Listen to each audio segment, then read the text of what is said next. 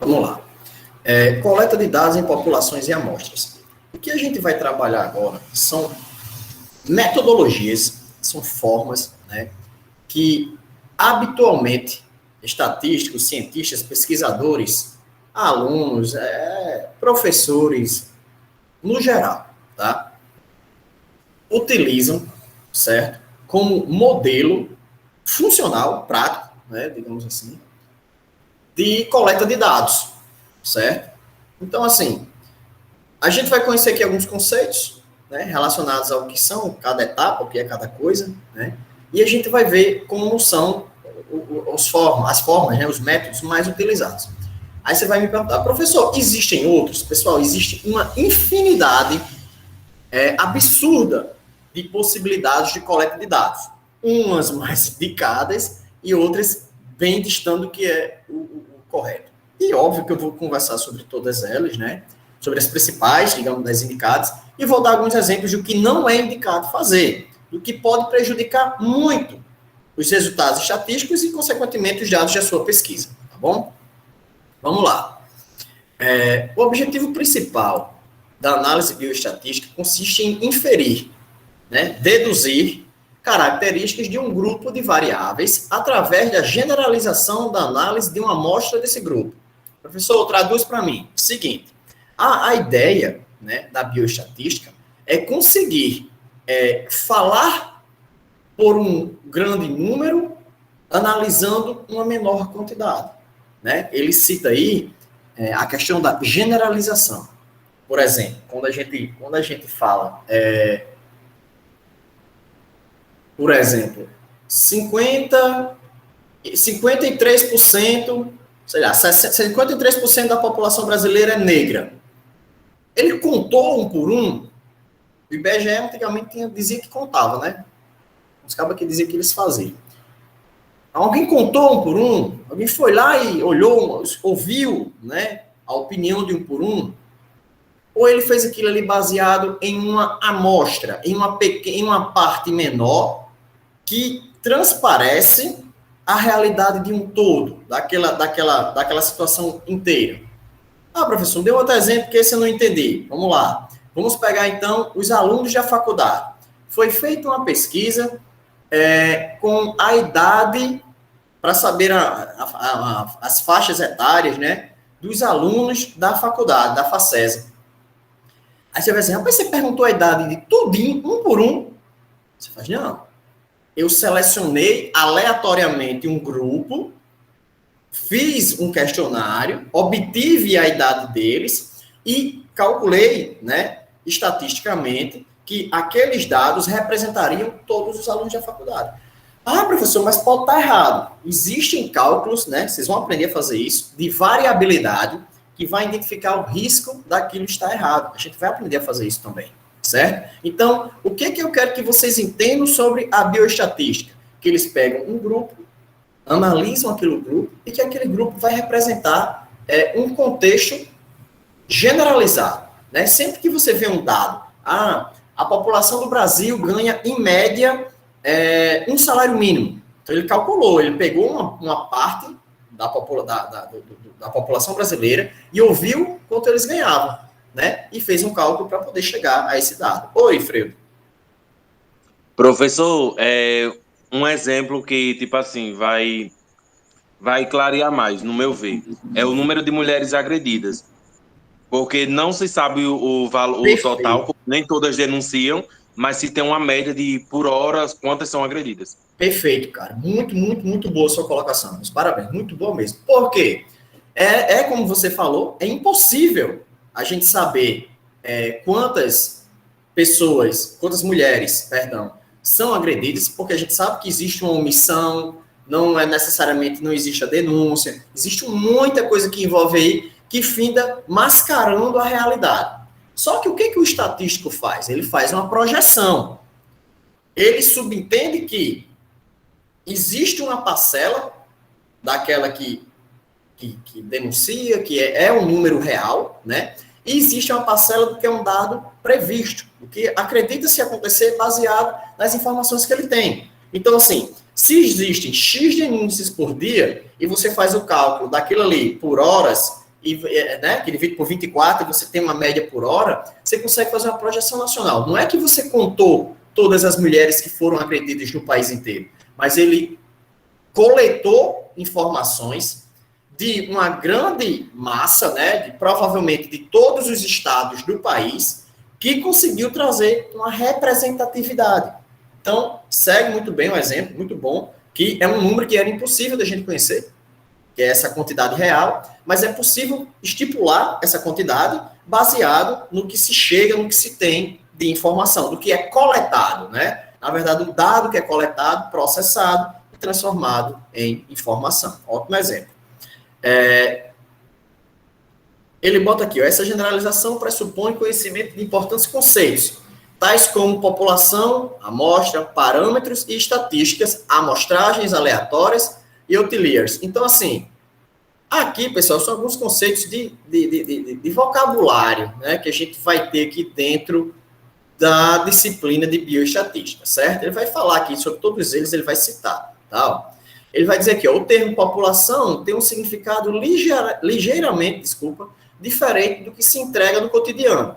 Biólogos profissionais da saúde podem se referir a populações como sendo um grupo de seres humanos ou outras espécies de animais. Contudo, para os bioestatísticos, população significa um grupo completo de variáveis sobre as quais se deseja tirar conclusões. Então, o que você vai entender como população, como a gente discutir? O que compõe o todo? Exemplo, na faculdade, qual é a população? Todos os alunos, né? Dentro da sala de aula, se eu for fazer uma pesquisa só dentro dessa sala de aula de enfermagem, quem é a população? Os alunos desse período do curso de enfermagem. Então, assim, população vai ser um composto total, né, do que está sendo estudado, do que se pretende analisar e tirar conclusões. Ele fala aqui alguns exemplos.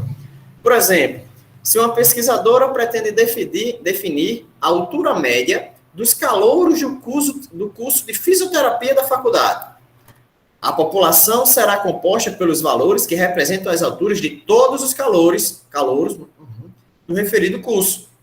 Vale ressaltar que é de extrema importância delimitar a população de acordo com o objetivo da pesquisa, a fim de evitar extrapolações que introduzam vieses nos resultados das análises. Imagine que, por conveniência, a mesma pesquisadora coletasse as alturas de todos os alunos que estivessem na terceira aula de anatomia do primeiro período, sem se preocupar em identificar os alunos que são repetentes e, portanto, não são mais calouros, né? Os calouros que faltaram naquele dia, né, também deve ser levado em consideração. Se isso ocorresse, o objetivo passaria a ser a definição da altura média dos alunos daquela aula, e não do curso, dos calouros do curso de fisioterapia. O exemplo aqui, ele só tenta relatar para vocês, pessoal, a seguinte ideia, que a população, ela vai ser dada pelo todo do objeto de pesquisa, tá? Muitas vezes, tá, pessoal, em muitas vezes mesmo, ele partiu, a população parte de uma informação totalmente desconhecida, tá? Como assim? Não se tem a precisão, um número exato, né? Por exemplo, um exemplo aqui que com certeza cabe, será analisado o número, deixa eu ver aqui, o índice, por exemplo, do IMC, por exemplo, de todos, o índice de massa corporal, né, para quem não conhece, de todos os pacientes que entraram na UBS no mês de maio. Quem contou todos os pacientes que entraram na UBS no mês de maio? Existe uma coleta de dados, existe um registro, que, por sinal, eu vou até pegar esse gancho aqui, já vou conversar sobre uma coisa com vocês já. Mas existe esse dado real, preciso? Alguém coletou o peso e a altura de todo mundo que entrou lá? Porque você precisa do peso e da altura para calcular o IMC, certo? Então, assim, o que pode-se dizer que é a população nesse caso? Ela é uma população desconhecida, ou acredita-se ser algo próximo a tanto, a X, certo? Então, é muito comum, ao discutir população, se relatar esse tipo de dificuldade, né? Em saber quantos, de fato, tiveram, né, as informações devidamente coletadas. Querem fazer um levantamento de quantas pessoas tomaram a vacina da gripe e deram entrada na UBS com sintomas de gripe. Está dentro do questionário da UBS saber se o indivíduo tomou ou não a vacina de gripe? Se não tiver, é impossível. Né? Você não tem como descobrir, né? Não tem como você trabalhar algo que você não tem nenhuma ideia, nenhuma mensuração. Certo? Então, é bem preocupante essa coleta, porque se ela for realizada de uma maneira equivocada, ou de uma maneira errônea, ou descabida, né, relaxada, cara, toda a sua pesquisa vai por água abaixo, né? Nada vai ser real, então vai ser bem complicado, certo? Então, muito importante esse cuidado com a definição do que é população dentro da sua pesquisa. Né? Eu vou dar um exemplo meu, pessoal. Eu fui elaborar uma pesquisa dentro das cerâmicas do Vale do Açu, né? E eu não tinha o conhecimento da população. Eu formulei a ideia, formulei toda a base, né, digamos assim, de questionário, qual era o meu objetivo nessa pesquisa. Quando eu fiz tudo isso, eu descobri que no Vale, na região aqui inteira, existem mais de 120 cerâmicas. Então, me desesperei, né? Obviamente. Era impossível eu conseguir visitar 120 cerâmicas. Eu tive que mudar o enfoque, né? O escopo da minha pesquisa, porque no Vale era surreal, né? Eu não tinha tempo nem dinheiro para estar visitando 120 cerâmicas. Então, eu reduzi o trabalho que era de 120 cerâmicas, eu reduzi para 30 cerâmicas, né? Reduzi a localização, digamos assim, a determinação geográfica para poder ter condições de continuar com a minha pesquisa, por exemplo, né? Então, muito cuidado, pessoal. Quando vocês forem realizar uma pesquisa, a população que vai ser almejada, o todo que pretende ser representado, é muito complexo, né? Tem que ter esse cuidado aí de uma maneira bem precavida, digamos assim, né? Na realidade, ele bota aqui, ó, na realidade da pesquisa científica, quase nunca é possível obter dados da população inteira por diversos motivos. Recursos financeiros, como recursos financeiros e humanos limitados, tempo reduzido e dinâmica populacional, morte, nascimento, ausências temporárias, mudança de categoria, entre outros. Por isso é muito comum utilizarmos amostras para inferir informações sobre a população. É exatamente o que eu falei aqui, né? Ele vai dar entrada agora no conteúdo do que é a amostra. É muito difícil, né? E os dois motivos são esses aqui, viu, pessoal? Recurso financeiro e humano, né? Que é tempo equivalente, você conseguir realizar uma pesquisa com toda a população.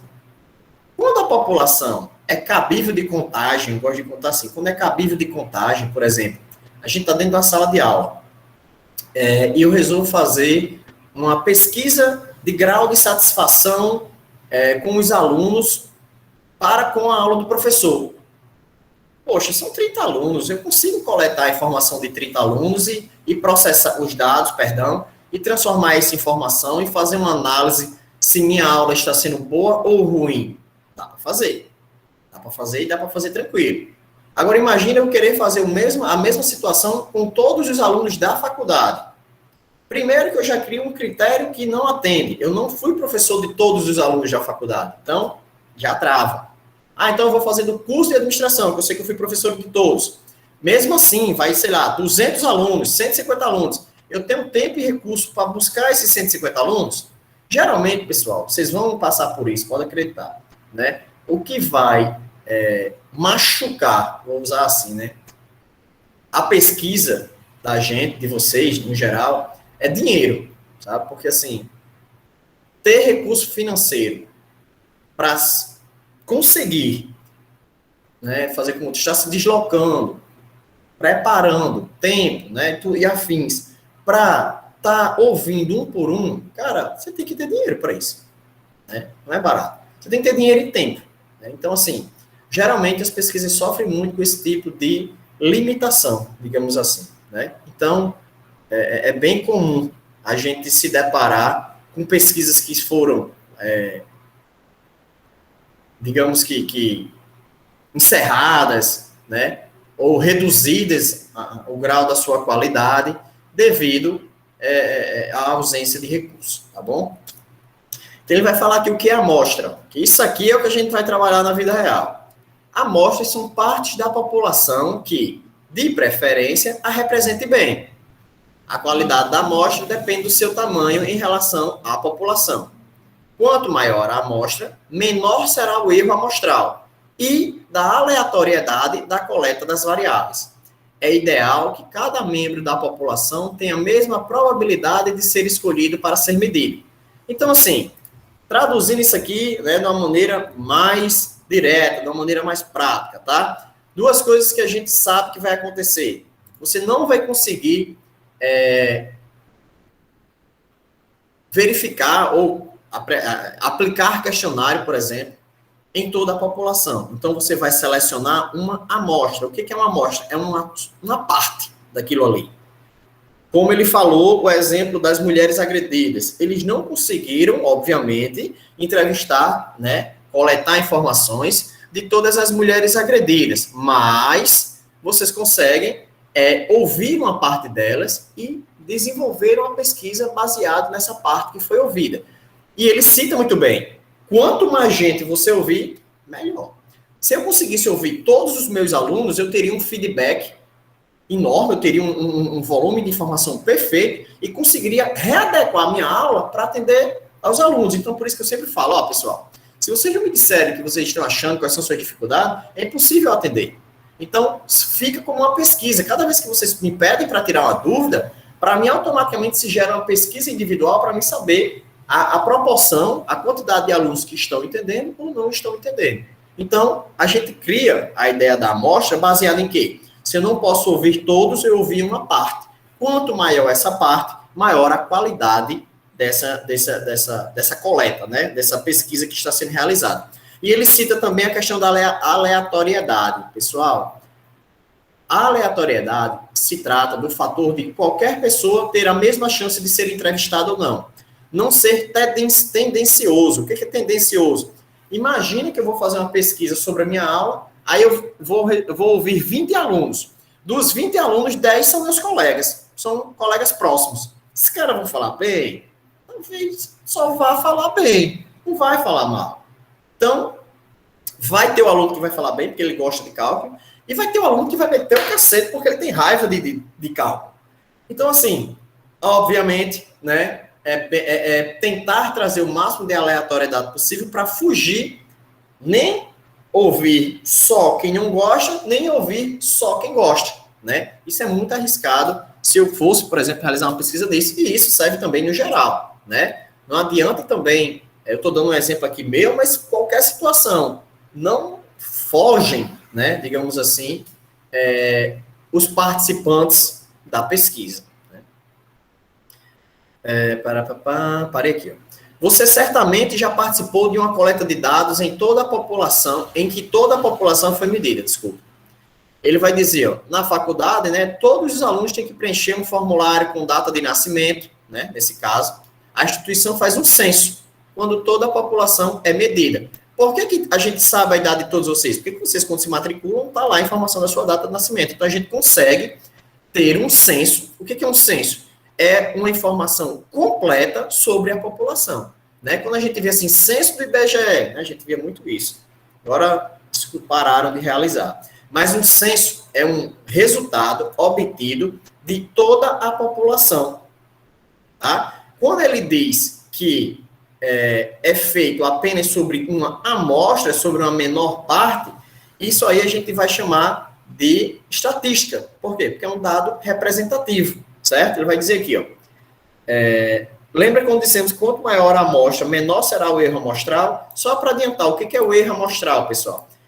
Não é a mesma coisa, mas para ficar fácil de vocês entenderem. Se lembra quando vocês estão na época de política, de campanha política, e o cara do jornal diz desse jeito, fulano de tal tem 40 pontos, podendo variar com 2 pontos para mais ou 2 pontos para menos. Fulano de tal tem 35% da pesquisa.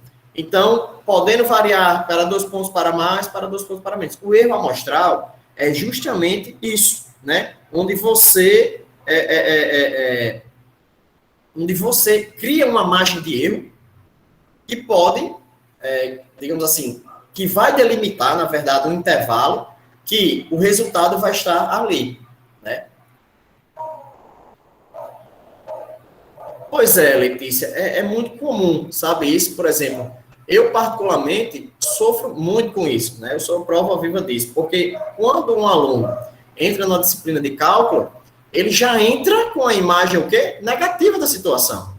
Então, assim, eu vivo num processo de recuperar o seu bom senso, né? De você entender que, assim, mesmo que você tenha tido dificuldade, você aprendeu, você absorveu, né? E mesmo você não gostando de cálculo, você conseguiu absorver a essência da disciplina. Eu passo isso todos os dias, né, que eu dou aula, são disciplinas de cálculo, aí eu vivo essa eterna luta, né? E muitas vezes é gratificante quando a gente encontra situações que o aluno diz, eu não gosto, mas eu entendi o seu objetivo na disciplina, né? Agora, não sei se vocês chegaram a ver, na colação de grau que teve agora, teve diversas turmas, né, que formaram agora, e pela primeira vez, né, depois de 5 anos sendo professor, pela primeira vez uma turma me homenageou colocando o meu nome como o nome da turma, né? Tá lá, turma Ayrton Leandro. E eu perguntei a eles que loucura, né? Estava passando na cabeça deles de me homenagear a esse ponto. Geralmente eu sou aquele professor que é só citado, né? Homenageado dentro do discurso, mas nunca tinha tido meu nome na placa de uma turma. E eles falaram, né, que o fator que foi preponderante na decisão é que em administração tem umas 8 disciplinas de cálculo, umas 6 a 8, com certeza. Tinha 8 dessa nova grade, acho que ficou 6 ou foi 7, não lembro. Então, assim, todos eles disseram, desde o primeiro dia, que a gente tinha uma tendência a ter repulsa de suas disciplinas.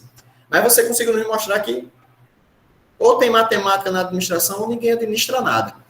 Então, para mim, foi muito gratificante, né, ver que mesmo sendo odiado, né, alguém um dia resolveu, né, alguns alunos, no caso, resolveram reconhecer a importância dessa peleja, que é ser professor de cálculo, né?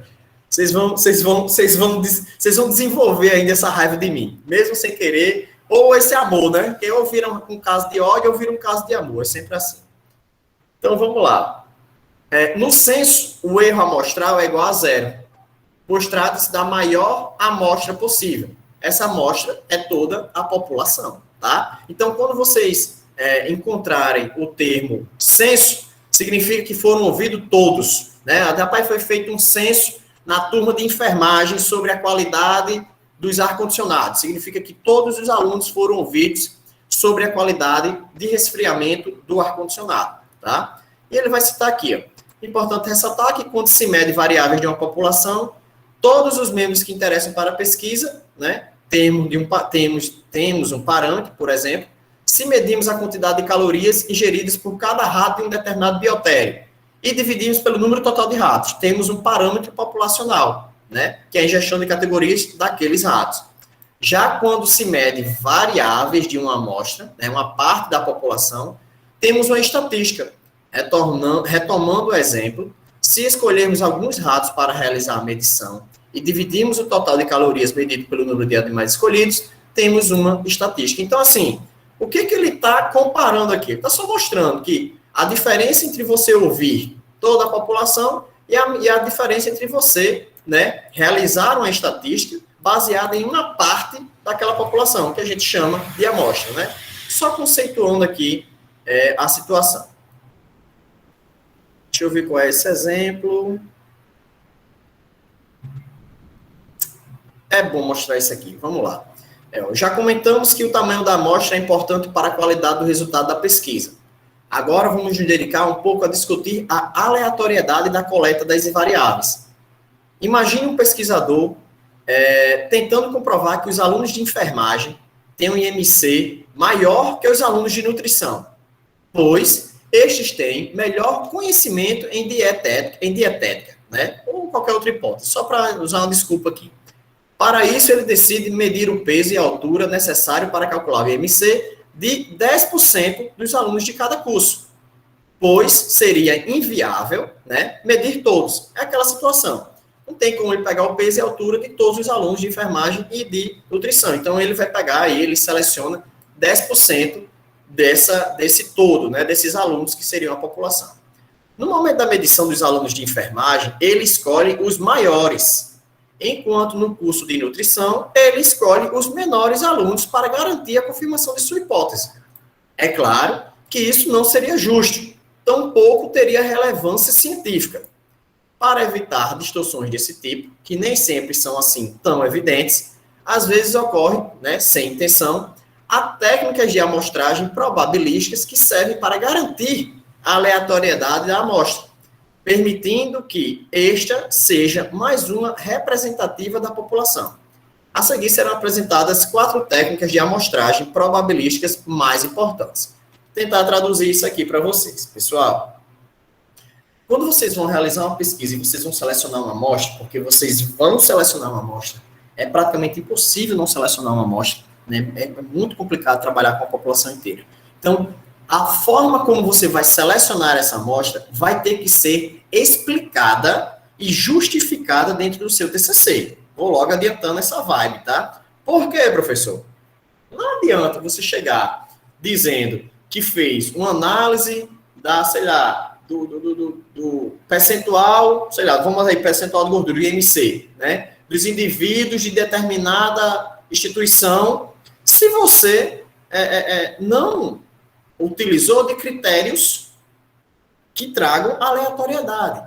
Você escolheu as pessoas que, rapaz, vou botar esse aqui porque esse cabo é mais forte, vou botar esse daqui porque ele é mais baixo, eu vou botar esse aqui porque ele não é gordo, por aí vai. Então, assim, lembre-se dessa palavra, aleatoriedade. Sempre que vocês forem desenvolver uma pesquisa, informe qual foi o método utilizado para a pesquisa, para definir, os pesquisados, tá? É muito comum a gente usar o exemplo mais simples e mais fácil, que se chama sorteio. Tem coisa mais justa do que sorteio? Não tem, né? Eu, por exemplo, vou fazer uma pesquisa com meus alunos, só que ao invés de ouvir os 38 alunos que eu tenho, 40 alunos que eu tenho, eu só quero ouvir 8. O que eu faço para ser justo com os alunos? Eu pego o nome dos 40 alunos, escrevo no papel, faço um sorteio de 8. Todos tiveram a mesma chance de participar da pesquisa.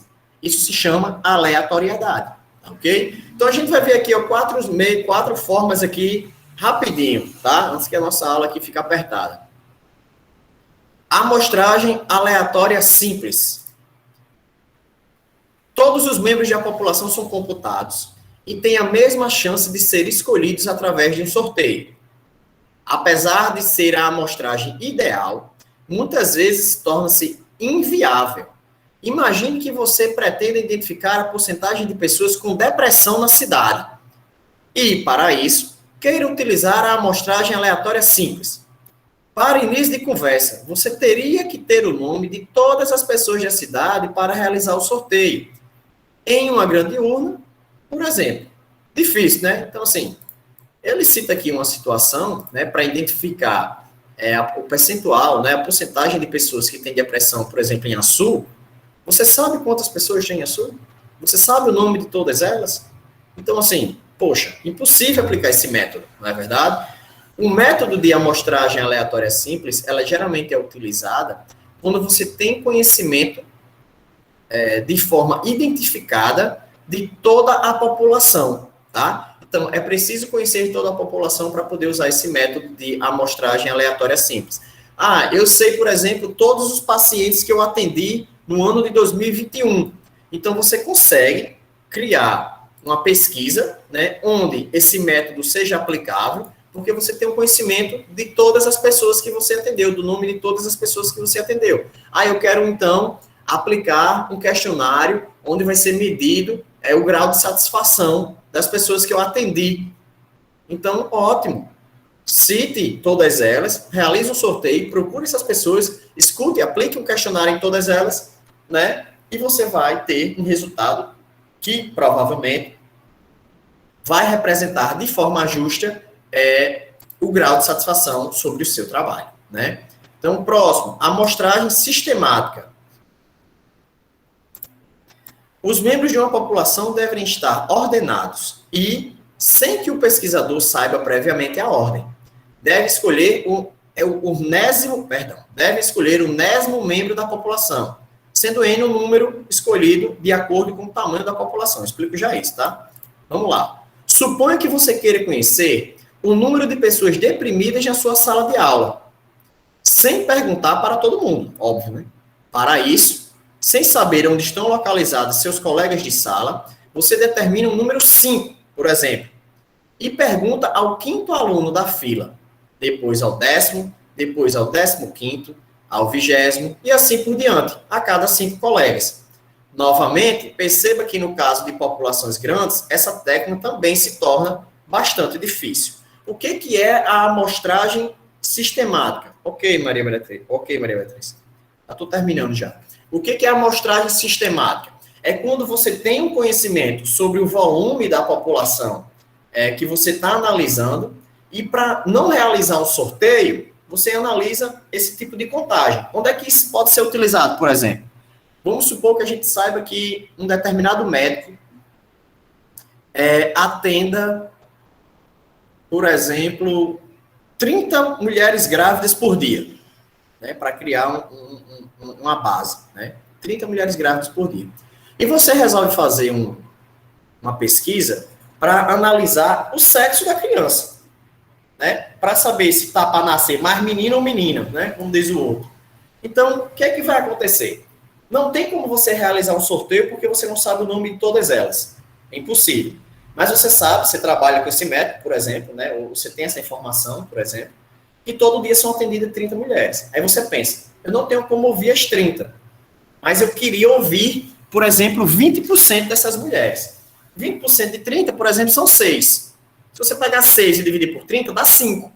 Aí você faz assim, a cada 5 mulheres, eu vou perguntar o sexo da criança. Então, você não sabe quem é a 5ª mulher que vai chegar. Quando chegou a 5ª mulher, você pergunta, qual é o sexo da sua criança? Aqui é a resposta. Qual é a próxima mulher que você vai ouvir? A 10ª, né? Então vai passar a 6ª, 7ª, 8ª, a 9ª, chegou a 10ª. A 10ª, qual é o sexo da criança? E você anota. E você resolveu fazer isso por 15 dias. Então você consegue uma pesquisa que é dada como uma pesquisa de qualidade e que representa muito bem o todo, devido à forma como ela foi elaborada aleatoriamente. Então, Leandro, mas será que eu ouvi 6 e não ouvi 24 das mulheres? Será que essas 24, tudo não podia ser homem? Podia, mas a chance disso ocorrer é muito pequena. Mas é muito, muito, muito pequena mesmo, certo? Então, assim, é bem mais fácil trabalhar com uma amostra, no caso, 6 mulheres por dia, né? Tendo aí 6 vezes 15, vamos supor aí 90, né? Gente, seriam ouvidas 90 mulheres, tá? Do que você ouvir, diga aí, 15 vezes 30, dá 450. Então, ouvir 450 mulheres é praticamente impossível, é uma loucura, é um caos.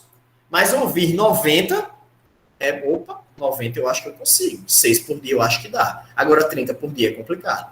E provavelmente essas 90 mulheres vão representar bem essa totalidade, ok?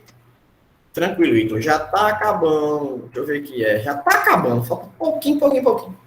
Amostragem estratificada.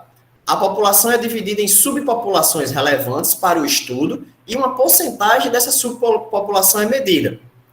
Voltando ao exemplo da determinação da porcentagem de pessoas com depressão. Você poderia decidir dividir a cidade em bairros e entrevistar uma porcentagem de cada bairro. Por exemplo, 1%. Dessa forma, cada bairro estaria representado de acordo com a sua população. O que é a amostragem estratificada? Você enxerga muito isso também na época da política. Como é que são feitas pesquisas eleitorais? Pelo menos deveriam ser, né? Como é que devem ser feitas as pesquisas eleitorais? Vamos supor que no bairro A tenham 1.000 pessoas, no bairro B tenham 800 e no bairro C tenham 500. Aí você faz assim, eu quero ouvir 10%. Como é que eu faço uma amostragem estratificada disso? Você vai pegar 10% do bairro A, quanto é 10% de 1.000? 100 pessoas. Do bairro B, que são 800, quanto é 10%? 80. Então, já vai 100 mais 80, 180. Mais 10% do bairro C, que são 500. 10% de 500 dá 50. 50 mais 180, 230. Então, dos 3 bairros, né, que ao total aí tem 2.300 pessoas, você vai ter que ouvir 230 pessoas para atender, né, para conseguir, né, coletar dados referentes a 10% do todo. Tá? Então, o que é a amostragem estratificada? É a retirada, é você pegar a população, você pegou uma cidade, transformou ela em subpopulações, que no caso são os bairros, e desses bairros vocês vão tirar pequenas proporções. Tipo 1%, 10%, 20%, não sei, vai depender de como é a sua pesquisa. Tá? Por exemplo, eu quis realizar isso nas cerâmicas. Como é que seriam nas cerâmicas? Eu vou pegar 10% das cerâmicas de cada cidade. Tinha cidade que só tinha uma cerâmica. Então, isso furou a minha teoria de usar essa metodologia de amostragem estratificada para realizar a minha pesquisa. Eu não consegui, porque eu não conseguia extrair 10% de todas elas. Era impossível. Alguns davam, outras não. Então, foi por água abaixo a minha metodologia de pesquisa. Tá? Então, essa é a amostragem estratificada. Amostragem por conglomerado. Assim como na amostragem estratificada, a população também é dividida em subpopulações relevantes. Mas, desta vez, o pesquisador sorteia uma subpopulação, entrevista ou mede todos os seus membros. Dependendo do objetivo do estudo, esse tipo de amostragem pode introduzir muito viés e, por isso, deve ser utilizada com cautela.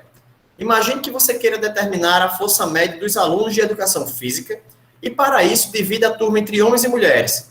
Ao sortear um grupo para ser medido, você estará privilegiando alunos que têm intensidade de força muito diferente do outro grupo, em média. Então, analisar força, subdividindo os grupos entre homens e mulheres, obviamente que se o grupo sorteado for mulheres, o cálculo da força vai ser menor ao cálculo da força se o sorteado for de homens. Então, não serve, né? A amostragem por conglomerado, ela não serve, não encaixa esse tipo de situação, né? Contudo, algumas vezes esse tipo de amostragem pode se revelar eficiente. Por exemplo, né, isso aqui é real. A Secretaria de Educação de Santa Catarina, né, ela decidiu determinar a qualidade do ensino através de visitas às escolas da rede estadual. Né? Para isso, sorteou algumas entre todas as escolas do estado. Opa! Como é que ela vai sortear, por exemplo, 10 escolas dentro de 300 escolas dentro de um estado enorme? Cara, complicado, né? Um método bem difícil, né? Você tem que ir para várias cidades, cada uma delas uma escola que talvez não tenha um volume de alunos que represente um número interessante, né? Então, não sei se é melhor. Aí o próximo. Escolher algumas em determinada ordem sistemática, né? Que é aquela outra que eu falei. Rapaz, eu vou pegar aqui a ordem alfabética das escolas e a cada 30 escolas eu visito a escola. Independente da cidade que esteja, eu vou rodar o estado todinho. É um método, não é interessante. Aparentemente vai dar muito trabalho, né? E o custo disso aí vai ficar alto. Ou escolher uma porcentagem de cada cidade ou região, né? Que seria estratificada. Imagine você visitar todas as cidades do estado e ter, né? Buscar, ouvir 10% de todas as escolas de cada cidade. É muito tempo, é muita gente, é muito trabalho. Vai ser complicado. Então, ele bota aqui um último exemplo. Ele diz aqui, tornaria praticamente o trabalho inviável. Então, isso aqui, pois, né, representaria o escolar para várias cidades. Então, ele diz aqui, nesse caso, a amostragem por conglomerado se mostra mais eficaz. Por quê? Como é que ela funciona? Você poderia dividir em grupos, por exemplo, grupo de cidades, Vale do Açu, Alto Oeste, Sertão, papapá, não é como a gente sabe que é dividida em grupos de cidades, por exemplo, os estados. E sortear 2 ou 3 a cada ano, para que os representantes visitassem todas as unidades daquelas cidades.